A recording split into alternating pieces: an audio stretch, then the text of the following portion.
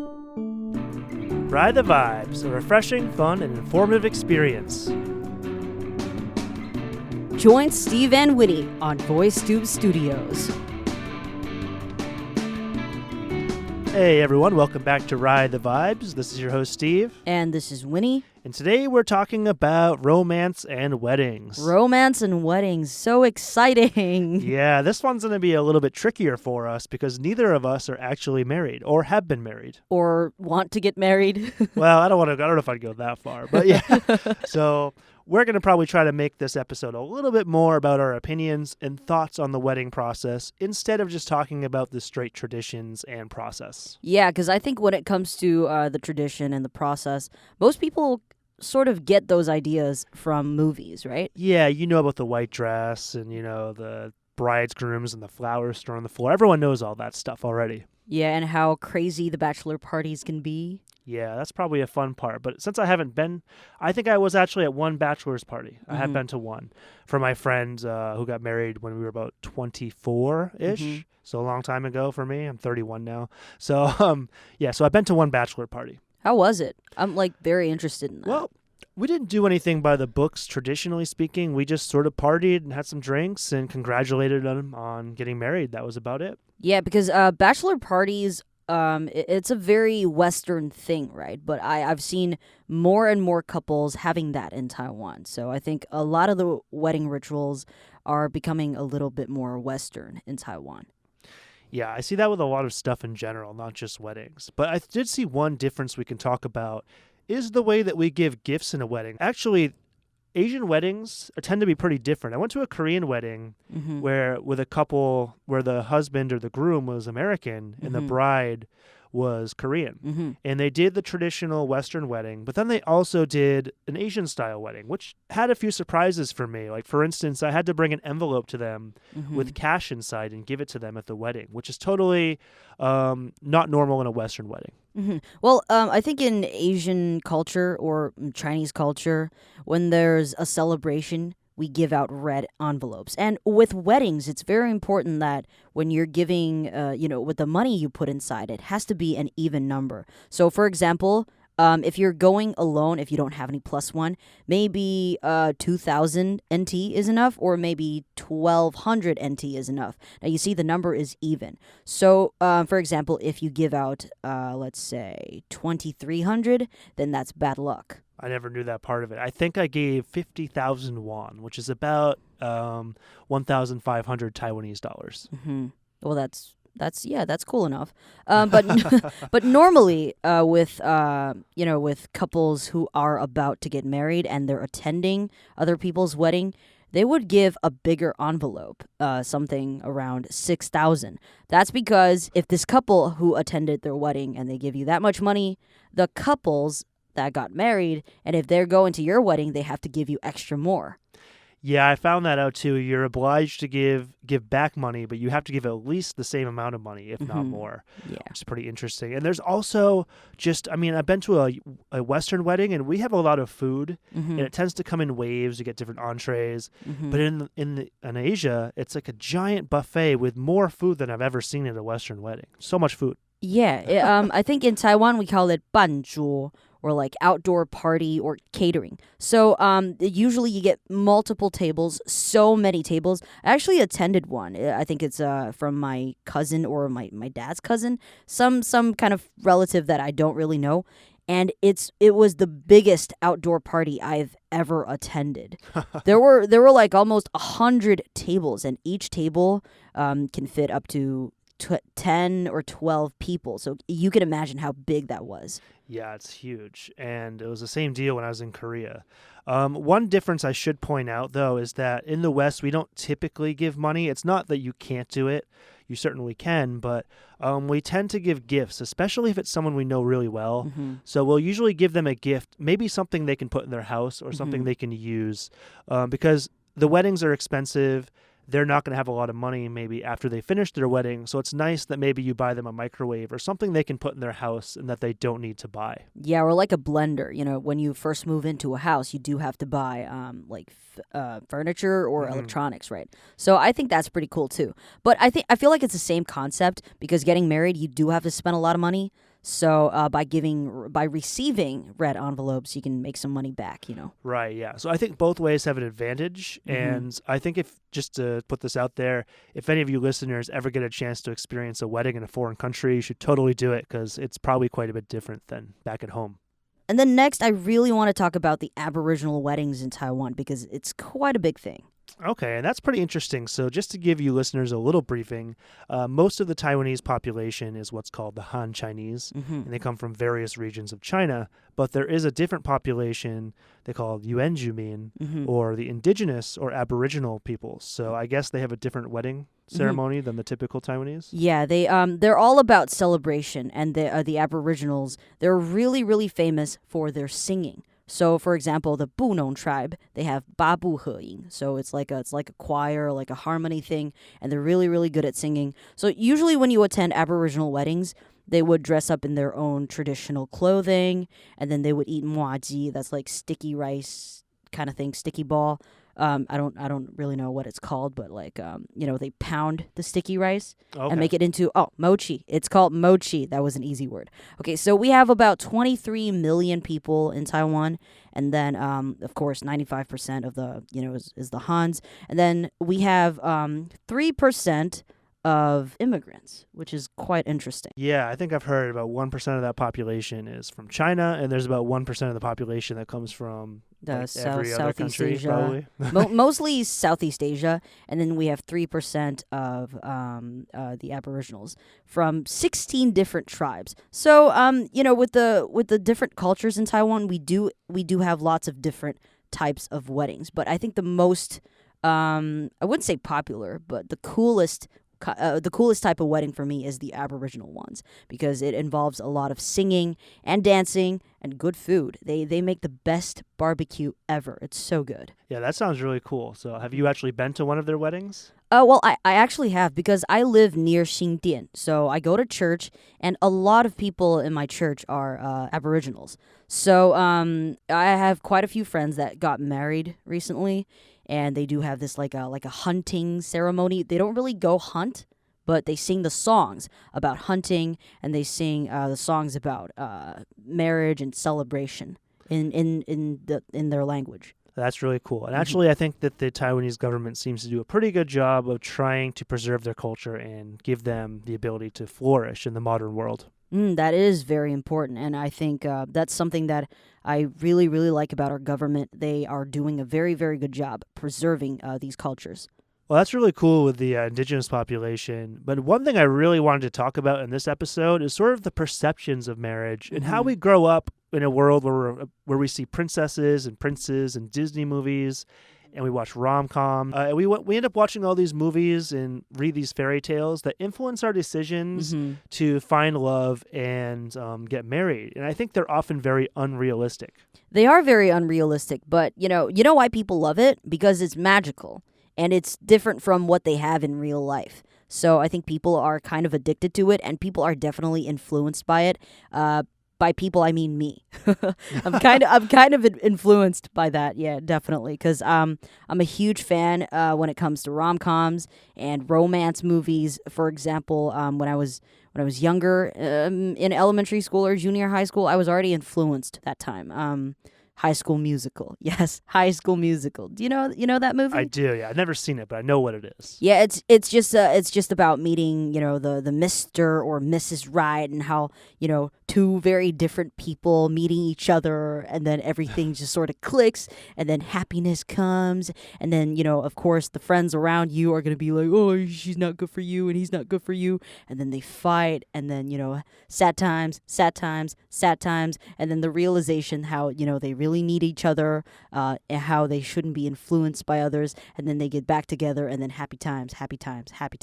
So I'm kind of influenced by that, even till today. Okay, well, sticking to the girl side for just a second here, for you, did you find that it made you want to get married, or you had this grand idea about what a wedding looked like when you were a little girl? Yes, actually. Well, not when I was a little girl. I think when I was a little girl, I sort of, I don't really think about this when I was a little girl. Love is yucky. Ew. Yeah, this is yucky. But lately, I've been thinking a lot about how my wedding is gonna be. Do you want to actually hear my grand Your wedding dream wedding? plan. Yeah. Sure. So I wouldn't say I'm a nerd, but I'm like a huge Harry Potter fan. So yeah, so I'm thinking about when I get married, I want to get married in the Harry Potter robes. You know what I'm saying? Yeah. Yeah, like the school uniform and stuff.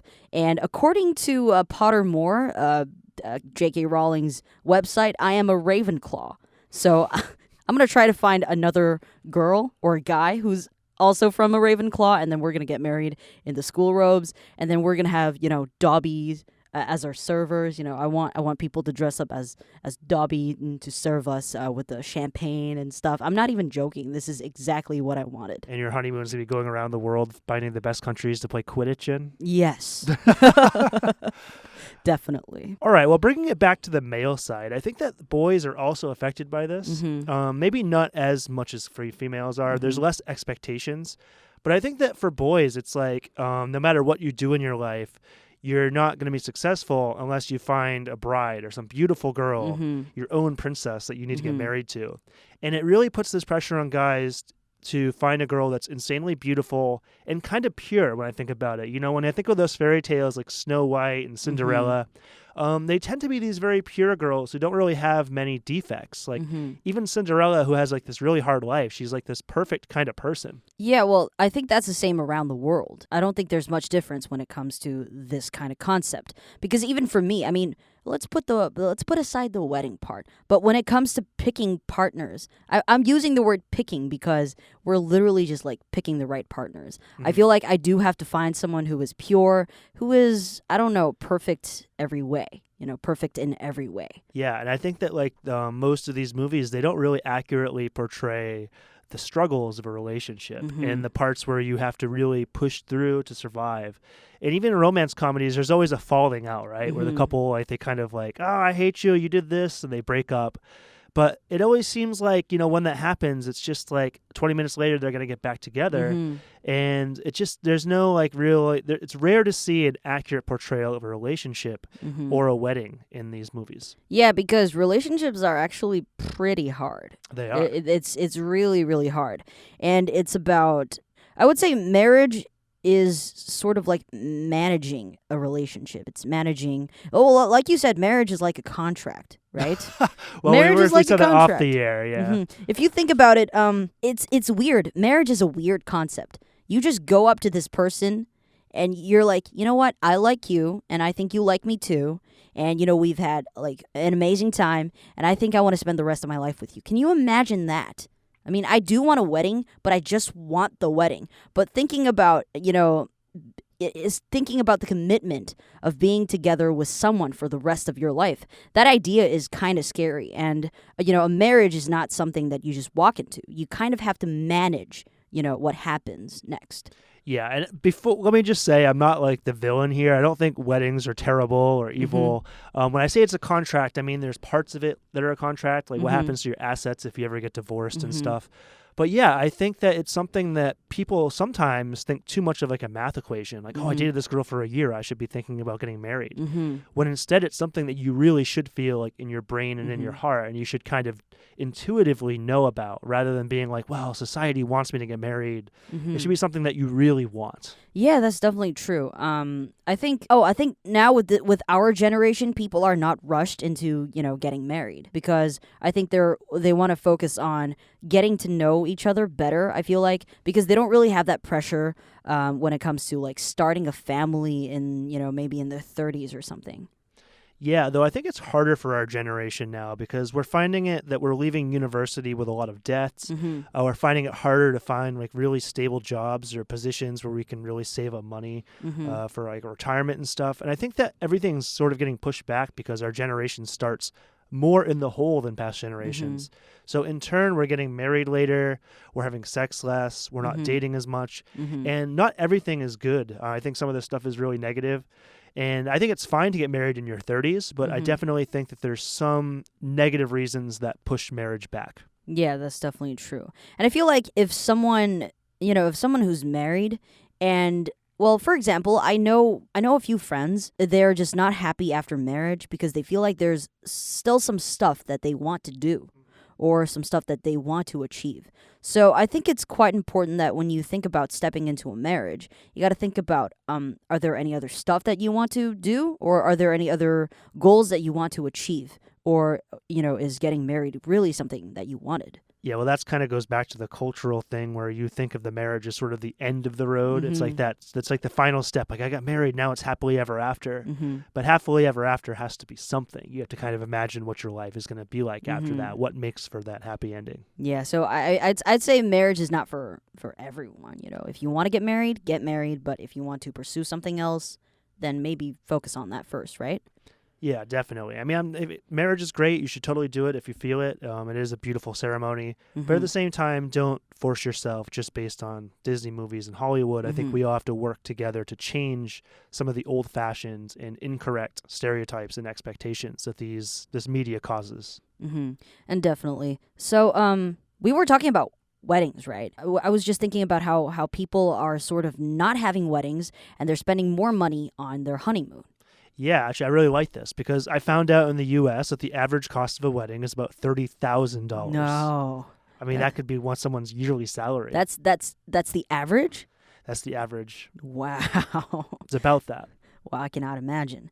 I think it's definitely just a lot easier to just register and then spend more money on your honeymoon, and you can definitely spend more time with your spouse.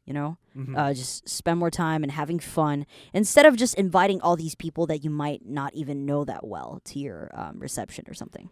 Yeah, because I think the wedding is really important. But you don't need to necessarily spend a lot of money to have an amazing wedding. And I mean, with the fact that our generation really loves to travel and can travel around the world, I think that the honeymoon is actually something that I would look forward to more. I mean, if I've thought about spending 2 weeks in, Hawaii or something, that would be more fun than me imagining my day, in the church having the wedding and eating all the food. I think the honeymoon would just be way more special. Yeah, and it's going to be more fun. It's definitely going to be more fun because you actually... you would actually be able to go out there and see the world. And, traveling can create a lot of beautiful memories. And I feel like it definitely helps with the marriage. Yeah, and I think we're going to do a travel episode later. But I am wondering from you, what is like the most popular or one of the most popular honeymoon spots for people in Taiwan? Oh, I think it's the Maldives. Okay. I've been listening to my friends talking about their honeymoons, and I've been, scrolling through Instagram, and most of the pictures I see is the Maldives. Okay. Yeah, I think in the U.S. it's still sort of that classic Hawaii or go to Europe kind of trip. Or maybe you even go to the Caribbean, actually. Maybe somewhere like the Bahamas or something like that. But I know in Korea they have their own honeymoon spot, which is Jeju Islands, which is their somewhat tropical islands to the south of Korea. I think that's where my parents went on their honeymoon. Oh, cool. Yeah. Cool. All right. Well, welcome to the final section, guys. We're going to be talking about our own personal thoughts and goals on our own weddings. So for me, I'm 31, so it's something I kind of have to start thinking about a little bit. It's something I never wanted to do in my 20s, that's for sure. But it was something and is something that I'm kind of hoping happens in my 30s. I have a current girlfriend. We haven't really talked about getting married. It's just not really, we're not far enough into our relationship yet. But I would like to get married in some way by the time I'm, in my 30s somewhere. I don't need the traditional wedding. I don't need a wedding with a lot of people. It can be simple. I'd rather focus on the honeymoon. But a wedding is something I still want to be a part of my life. Well, I think about 2-3 years ago, I do kind of want to get married, and I want to get married at 26, which is probably not going to happen because I'm like 25 right now, and I'm like super single. I've been single for like 8 years, 8 years. So, I don't really think about getting married right now. I think what I have to do now is at least try to find someone in my life. And I think when it comes to wedding, I'm definitely going to have that wedding, but it might not be a huge wedding. It might be, a wedding somewhere in the mountains, just a few close friends and my family. And we're just going to, we're going to have a buffet. And then we're going to have, a dance floor in the center where people can get together and just have a good time. Yeah, that's the kind of wedding I want. Yeah. Yeah, that sounds really cool. Except for maybe the 26 part, because I think that if you look at a wedding like I'm going to get married in 1 year, that would seem kind of stressful. That's impossible. That's impossible. I think before it was because I feel like it's good to have someone to look after you. You know what I mean? Like someone to be there for you and take care of you. But I feel like right now I just want to focus a little bit more on myself and focus on my career because I've been starting, we've been starting this podcast and I've been starting some, my cooking show and my covers with a few friends. So I actually don't really have a lot of time to be in a relationship right now. So with the wedding part or getting married, I'm going to have to push that way back. Yeah, and I think, I feel the same way about being in a relationship. Sometimes it feels like I've got to sacrifice something somewhere, like my own personal goals or part of that relationship or something with work. It feels like something has to give somewhere. But what I will say is I think that you hit upon what's really important, though. What's more important than, the wedding ceremony, what's more important than the honeymoon is just the fact that you actually work on yourself, try to improve yourself to be the best you can be, and that you find someone who you really like to spend your time with. Yeah, I think it's important. I think one of the reasons why I am still single right now is that I really want to find, the next person that I really want to find is someone that I can have a long-term relationship with, And if you think about it, you want to have a long-term relationship with someone, it's quite important that you're okay with this person, that this person just really, really... You want this person to be really compatible with you and that someone you can just really, really love. So, yeah, it's going to take a while. All right, guys. Well, that's going to do it for weddings today. We hope you enjoyed the episode. And we'll catch you guys on the next episode of Ride the Vibes. See you next time. Thanks for listening to Ride the Vibes. We're happy you enjoyed the show. We want to take our conversations around the world to reach more listeners. It would be totally awesome if you could like, share, and subscribe.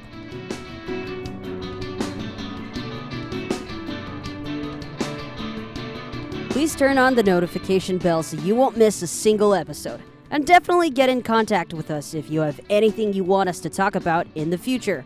See you next time, and once again, thanks for listening.